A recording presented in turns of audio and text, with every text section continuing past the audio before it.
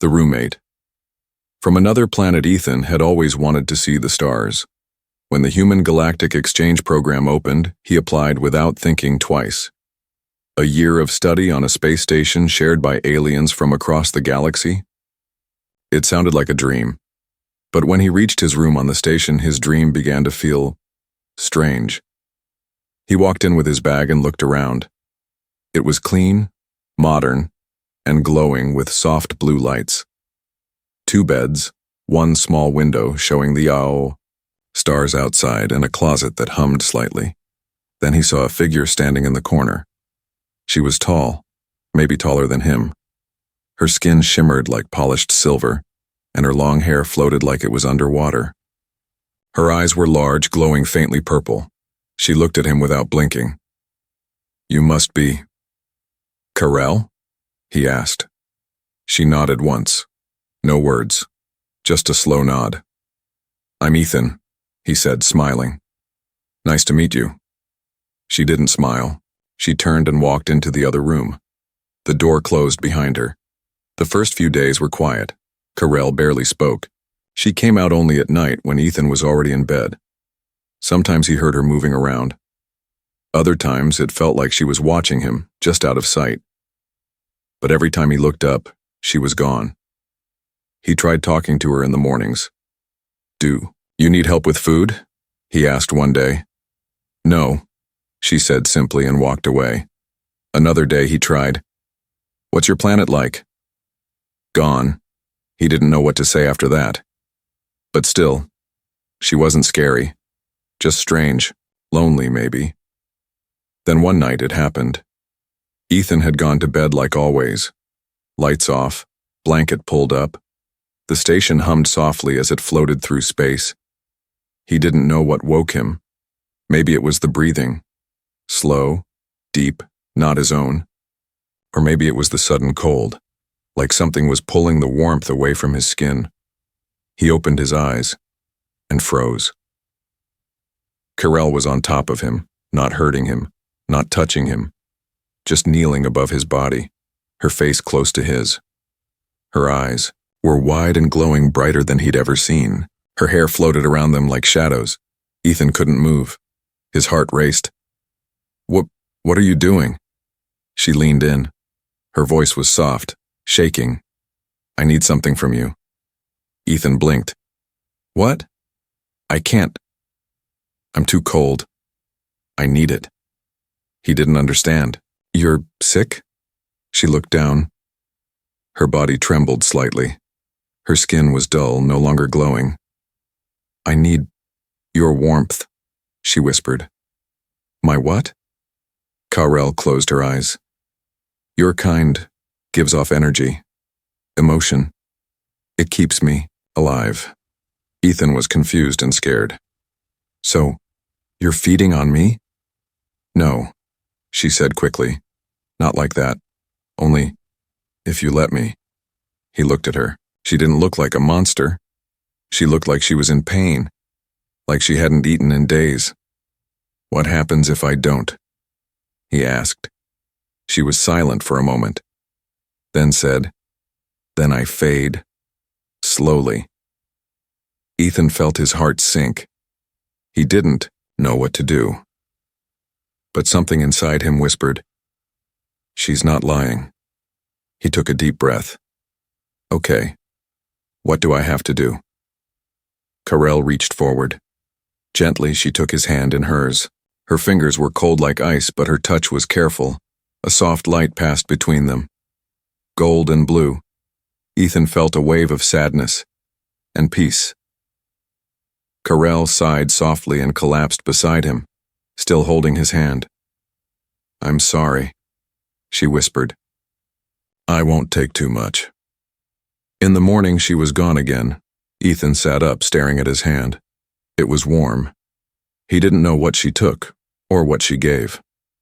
But for the first time since arriving, he wanted to know more. Ethan didn't sleep well the next night. He kept thinking about Karel, how she had touched his hand, how the strange light passed between them, and how she had said, "I need your warmth." It wasn't a dream. The warmth still tingled in his fingers. He could feel it. Real. Strange. And it made him wonder, what kind of alien needs emotional warmth to live? The next evening he stayed up late, pretending to sleep. He left the lights dim, curled up in bed, and waited. Hours passed. Nothing. Then, footsteps. Soft. Slow. Careful. The door opened without a sound. She entered, glowing faintly. Carell stood by his bed and watched him. Her hands were trembling. "I know you're awake," she whispered. Ethan opened his eyes. "Yeah." She didn't run this time. She sat beside his bed, silent, looking down at the floor. "I'm sorry," she said softly. "I shouldn't have come to you like that. I was desperate." Ethan sat up slowly. "What are you?" Carell didn't answer right away. Her voice was soft, almost afraid. "My race is called Velnari. We don't eat like others, we don't drink, we feel. We survive on emotions, connection, touch, trust." Ethan stared. "So, you feed on feelings?" "No," she said quickly. "Not like that. We take only what is freely given. If not, it poisons us." He nodded slowly. "So why didn't you just ask?" She gave a small, sad smile. "Would you have believed me?" He couldn't argue with that. Then she asked something unexpected. "Can I stay close to you tonight?" "Just close, no contact." Ethan blinked. "Why?" She looked away. "When I'm near someone who feels safe, my body warms. I sleep better. I remember what it means to live." He hesitated. It was strange, but she didn't seem dangerous. "Just lost." "Okay," he said. She nodded and curled up on the floor near his bed, glowing softly in the dark. Hours later, he woke up again. She was still there, but her body was curled tightly like she was freezing. Without thinking, Ethan reached down and touched her hand. Carell's glow brightened just a little. She didn't speak, but she relaxed. Her breathing slowed. For the first time, Ethan wasn't afraid. He just whispered, "You can take what you need, if it helps." The next morning, she was gone again. But this time, a note was left on his table, written in shaky letters. "Thank you. I didn't dream of cold last night." Later that day, things began to change. Carell started talking more. She asked questions about Earth, music, emotions, human touch. "Why do humans cry?" she asked once. "To let things out," Ethan answered. "Pain, joy, sometimes both." She nodded as if learning a secret language. One day she asked, "Do you believe in soul bonds?" Ethan frowned. "What's that?" "In my people's history, we could share a link with one person, deep and forever. It was more than warmth, it was life itself." Ethan smiled a little. "Sounds like love." She blinked. "What is love?" He laughed softly. "That's a long answer." She stared at him with glowing eyes. "I have time." That night, as Ethan lay in bed, Carell sat by his side again. "I don't need to feed," she said. "Then why are you here?" he asked. She looked nervous. "I want to understand something. Not take. Just ask." "Okay." She leaned close. "What? Does it mean to care about someone?" Ethan looked into her eyes. Her glow reflected in his. "It means you don't want them to suffer. You protect them. You give. Even when you don't have much." Carell was quiet. Then she whispered, "I think I'm learning that feeling." Just before he fell asleep, she said one more thing. "Ethan, if you ever feel cold, you can take from me too." He smiled in the dark. "Thanks, Carell." But deep inside he knew this was no longer just about surviving. It was the beginning of something much more powerful and far more dangerous. Ethan noticed something new the next day. Carell was smiling. Not a big smile, just a soft one. But it was real. And for someone like her, that meant something. They sat at the table in their shared room. He ate his food, slowly, trying not to stare. She didn't eat, of course. Her kind didn't need food, but she watched him with interest, like she was studying every move. "Why do you smile?" she asked. Ethan blinked. "What?" "When you eat, when you look at me, when you talk." He laughed. "I don't know. I guess it means I feel good." Carell nodded. "I want to feel that too." There was something different in her voice, softer, almost curious. Later that night, Ethan returned from the learning hall. He found Carell sitting on his bed. She was holding something, a small, glowing crystal. "What's that?" he asked. "It's from my home. Before it was destroyed," she said quietly. She placed the crystal in his hand. It was warm, pulsing, like a heartbeat. "When we trust someone, we share this," she said. "But only if the bond is strong." Ethan looked at her, surprised. "Are you giving this to me?"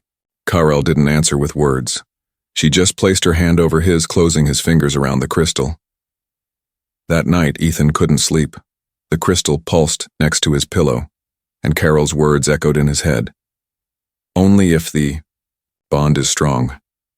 What kind of bond did she mean? The next morning, Ethan found alien symbols drawn around his bed, glowing lines, softly humming, forming a pattern he couldn't understand. He called out, "Carell?" She stepped out from her room, looking nervous. "You weren't supposed to wake yet," she said. Ethan pointed. "What is this?" She hesitated. "A protection seal." "Protection? From what?" Carell looked at him. Her eyes were brighter now. "From those who may try to take you away from me." Ethan froze. "Who's trying to take me?" She looked down. "They know I've bonded. Some may not like it. The council, others from other species. Your warmth. It changed me. That is forbidden to some." That day, he noticed something even stranger. Carell could feel his emotions before he spoke. When he was worried, she sat closer. When he laughed, her glow brightened. One night, he had a nightmare. In it, he was falling endlessly into a black void. But then he saw light. A hand reached for him, her hand. He woke up gasping, and Carell was already beside him, holding his face gently. "You were afraid," she whispered. "You saw my dream?" he asked. She nodded.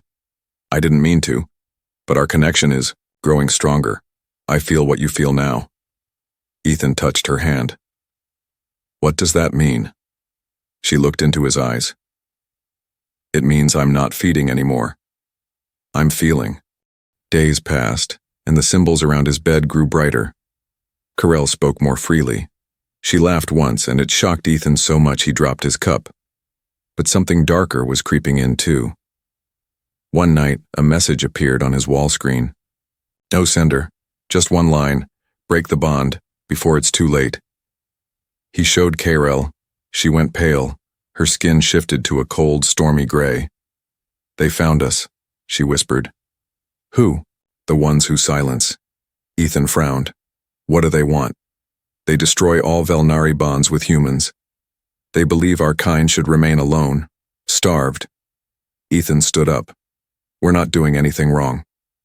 To them, love between species is the greatest danger of all." Later that night, Ethan sat with Carell under the soft glow of the stars. She was quiet, her hand in his. "If they come," she said, "will you let me go?" He looked at her, his heart heavy. "No." Carell's smile returned. This time, a little wider. "You're more alien than me," she whispered. And for the first time, Ethan wondered, who was really changing whom? The space station was quiet at night. Too quiet. Ethan lay in bed, wide awake, staring at the ceiling. The glowing crystal Carell had given him sat beside his pillow, pulsing softly like a heartbeat. But tonight, something felt wrong. Cold air brushed over his skin. Not the usual chill of the station, but something deeper, heavy, empty. He sat up. Carell wasn't in her room. He checked the bathroom. The hallway, the small shared kitchen. Nothing. Then he noticed the glowing symbols around his bed. Dim. Almost dead. That had never happened before. He grabbed his jacket and ran. He found her in the corner of the observation dome, where stars spilled. Across the glass like silver rain, Carell was on the floor, curled up tight, her body shivering. Her skin had turned pale gray and her glow was nearly gone. Carell. Ethan rushed to her side. She opened her eyes, barely able to speak. I didn't want to take from you anymore. What happened? I tried to survive. On memories. On feelings. But it wasn't enough. She reached out weakly. Don't be afraid. I won't hurt you. He knelt beside her. You're not hurting me. You're dying. She closed her eyes. Then let me. No, Ethan said firmly. Take what you need. Carell shook her head. I don't want to be a parasite. Ethan placed her hand on his chest. You're not. You're my friend. Maybe more. Her eyes opened wide at his words. He smiled. You gave me your light. Let me give you mine. A faint glow began to grow between them. Her fingers trembled in his. Slowly, her breathing steadied. Her skin brightened, no longer gray but soft silver again. She sighed deeply, resting her head on his shoulder. It's not just energy anymore. What is it then? Her voice was barely a whisper. Trust. Bond. Something sacred. Ethan didn't understand everything, but he knew one thing. He cared, and caring was keeping her alive. Later that night, as they walked back to their room, she stopped suddenly. She looked at him, serious. You gave me more than warmth tonight. What do you mean? I tasted your memory, your sadness, your pain. You hide it. But I felt it. Ethan looked away. Everyone has pain. She stepped closer. You lost someone. He nodded slowly. My sister. Years ago. She died. I couldn't help her. Carell touched his hand. Now you're helping me. When they returned to the room, Carell lit the old alien symbols again, but this time they pulsed differently, gold mixed with deep blue. Ethan raised an eyebrow. What's that? She smiled softly. It means the bond is balanced now. We feed each other. He felt strange warmth in his chest. So I can help you, just by being here? She nodded. And you help me, just by caring. That night, Ethan didn't sleep alone. Carell sat beside his bed again. Not to feed, not to beg, but just to sit, to share silence. She placed the glowing crystal near his heart. It pulsed gently. 2 lights now, 1 human, 1 alien. They weren't just roommates anymore, they were something else. But outside their door, danger was growing. A silent figure watched from the shadows. Tall, wrapped in gray robes. Its eyes glowed red, its voice like wind on glass. The bond has gone too far. They will pay for breaking the law of purity. A hand reached toward the wall, and the glowing symbols around Ethan's bed flickered for just a moment. For the first time in weeks, Ethan slept peacefully. Carell's presence beside him was no longer strange, it was comforting. The fear, the confusion, the awkward silence between them. It had melted into something quiet and real, but that peace didn't last. The next morning, a red warning light blinked on the room's main screen. Notice. Human-alien interaction review. Report to Interspecies Council immediately. Ethan stared at it, confused. What's this about? Carell stood behind him. Her glow faded. Slightly, they found out, she whispered, about our bond. The Interspecies Council chambers were cold and sharp. Metal walls, bright lights, and silent stares from a dozen alien officials.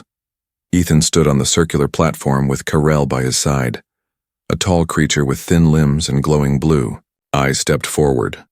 You, human Ethan, are accused of forming a forbidden bond with a Velnari. Ethan frowned. Why is it forbidden? The council member's voice was flat. Because your kind and hers are incompatible. Emotionally, spiritually, your energy can change them, and that change can be dangerous. Ethan looked at Karel. She's not dangerous, she's alive because of me, and I'm better because of her. A low murmur moved through the room. An alien with stone-like skin spoke next. Did you or did you not willingly let her feed? Yes, Ethan said proudly. Because she was dying. And because I care.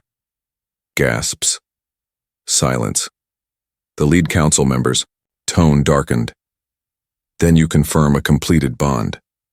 Karel stepped forward now, voice soft but clear. I didn't take anything he didn't give. Our bond is not parasitic, it's mutual, balanced.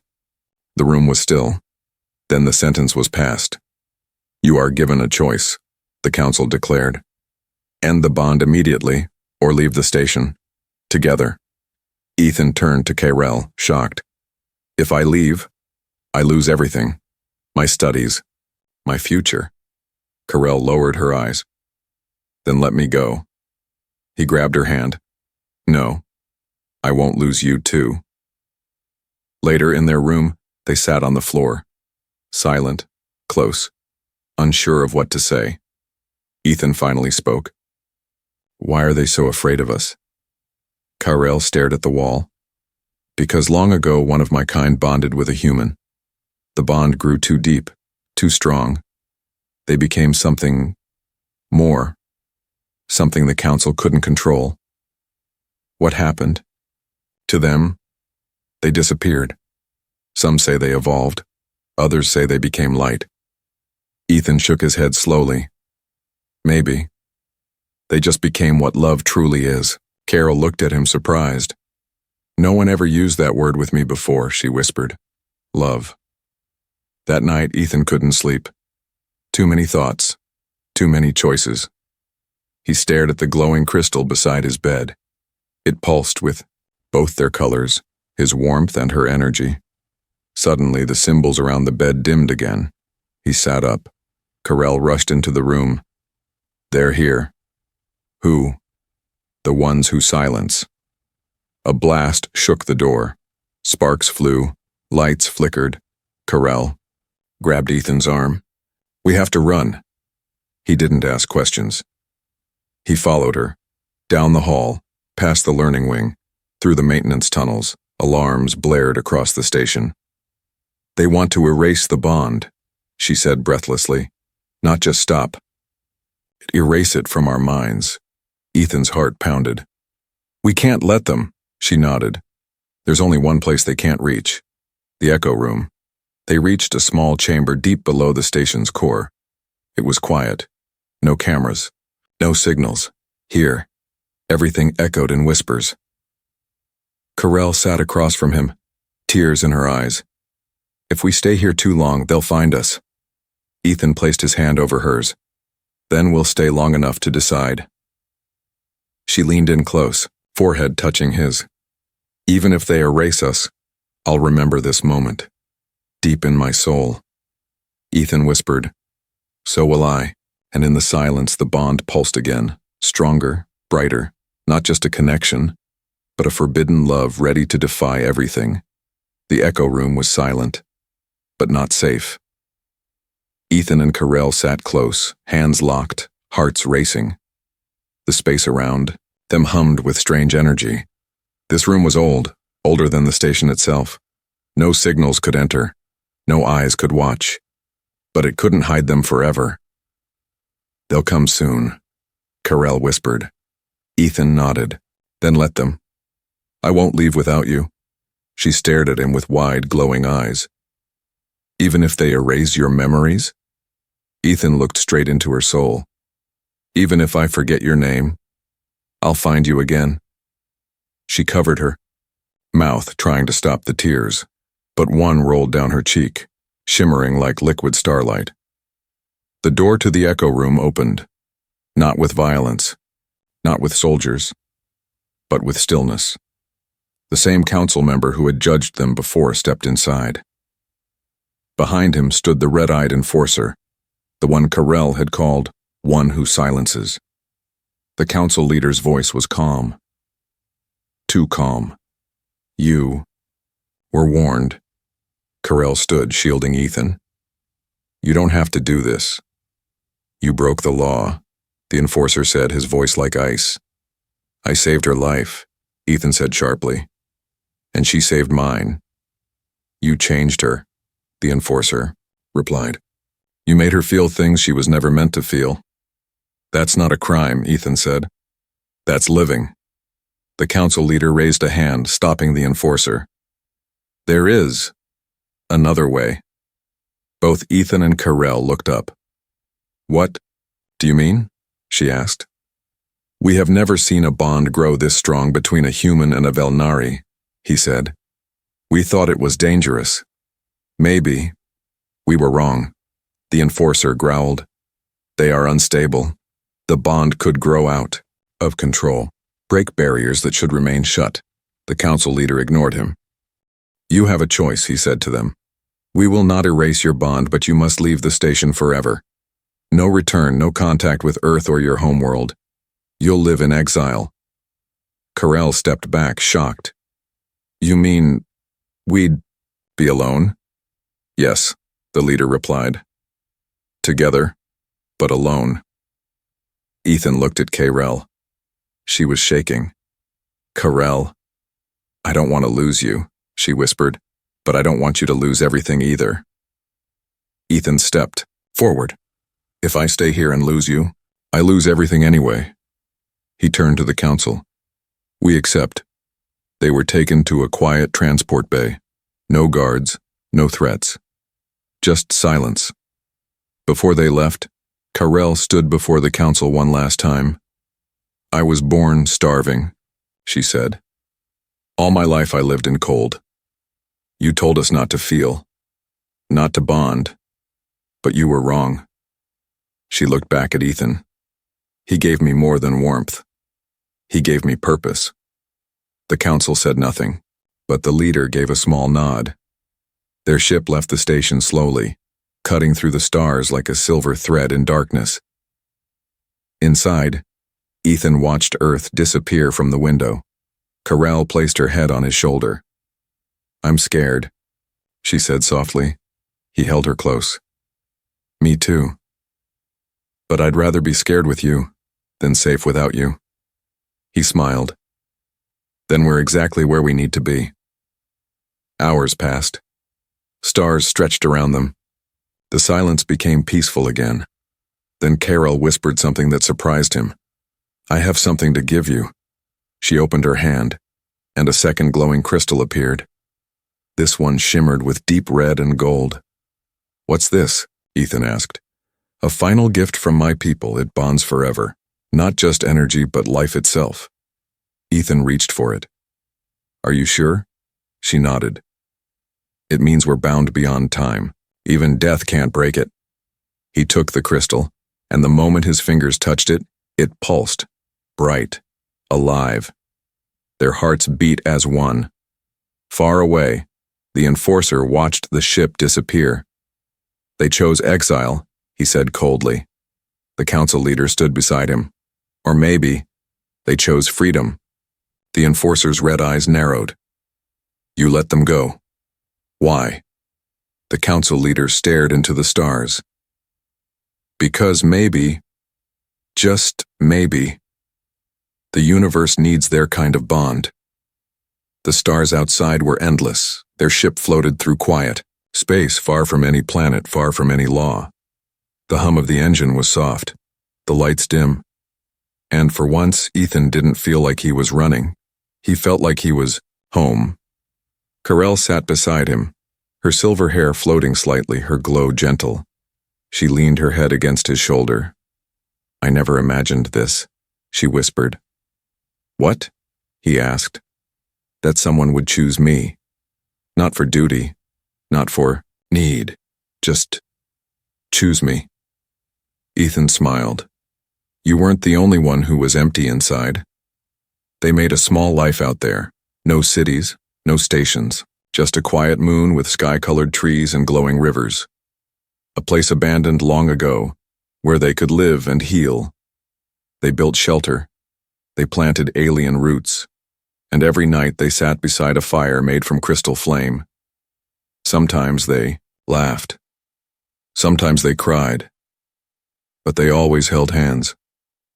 One night, Carell stood under the twin moons, staring up at the stars. Ethan walked up beside her. "Do you miss your people?" he asked. She nodded slowly. "Yes, but I don't miss who I was." He looked at her, confused. "I was afraid to feel," she said. "We were taught emotions were weakness, but you showed me their power." Ethan took her hand. "And you showed me that love can exist even in the darkest corners of space." But peace didn't last forever. One day, a ship appeared in the sky. It wasn't from Earth. It wasn't from the Council. It was from a race that hunted bonded Velnari for their energy. Raiders. Carell felt it before the alarm sounded. Her glow flickered, her body tense. "They're here for me," she whispered. Ethan grabbed his weapon. "They'll have to go through me first." The attack came fast. The sky burned. The trees shook. Ethan fought beside Carell, protecting their home. They pushed back the attackers, but they were outnumbered. One of the raiders broke through and knocked Ethan down. Carell screamed, her body glowing brighter than ever before. She released a wave of light, pure emotional energy, that blasted the raider into the air, but it left her weak, shaking. Ethan crawled to her side. Don't burn yourself out." She looked at him with soft, fading eyes. "I made my choice long ago." "No," he said firmly. "We made a choice. Together." He pulled out the life bond crystal, the second one she had given him, and placed it between them. "Then let's make one more." Carell touched it with him. Their energy joined in the center. The crystal shattered in light. A wave spread out in all directions. The raiders vanished, repelled by something they could not understand. Ethan and Carell collapsed into each other's arms. When he woke up, they were back at the fire. She was in his lap, her glow calm. "You saved us," he whispered. Carell shook her head. "We saved each other." He touched her cheek. "I don't care where we are, what we lost. I only care that I'm with you." She smiled. "Even if we never go back?" He kissed her forehead. "Then forward is where we go." Years passed. Legends began to spread across the galaxy, of a human and a Velnari who lived beyond law, beyond borders, beyond fear.